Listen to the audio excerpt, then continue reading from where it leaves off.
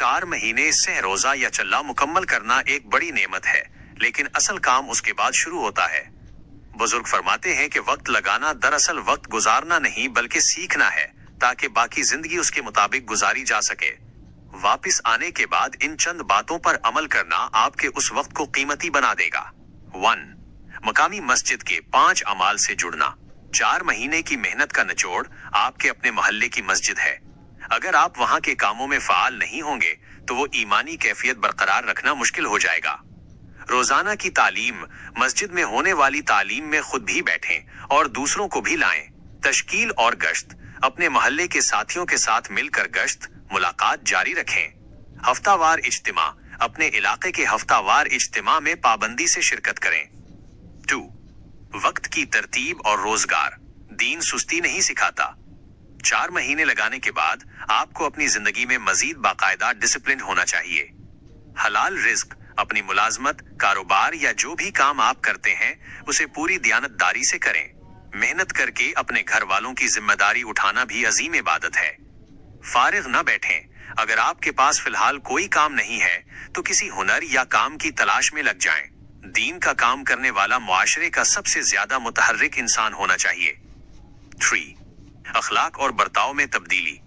लोग आपके 4 महीनों का असर आपकी बातों से ज्यादा आपके अखलाक से नापेंगे।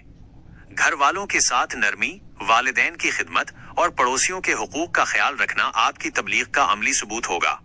आपका लेन देन साफ सुथरा होना चाहिए ताकि लोग आपको देखकर दीन की तरफ रागिब हों। 4. रोजाना का इनफिरादी मामूल। इनफिरादी अमाल आपकी रूह की ग़िज़ा हैं।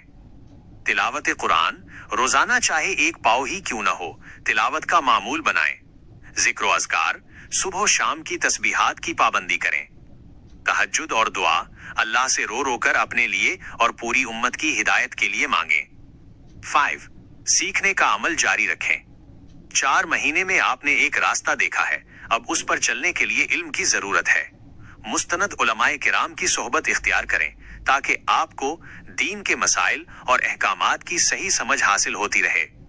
खुलासा ये है कि 4 महीने बैटरी चार्ज करने का वक्त था।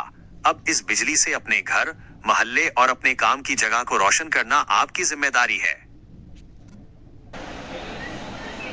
तो ये था आज का वीडियो के विषय पर।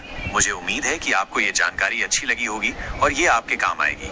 अगर आपको ये वीडियो पसंद आया तो लाइक करना न भूलें, इसे अपने दोस्तों के साथ शेयर करें और अगर आप चैनल पर नए हैं तो सब्सक्राइब जरूर करें ताकि आप ऐसे और वीडियो मिस न करें। आपकी राय मेरे लिए बहुत महत्वपूर्ण है, इसलिए कमेंट करके बताएं कि आपको ये वीडियो कैसा लगा और आप आगे कौन से विषय पर वीडियो देखना चाहेंगे।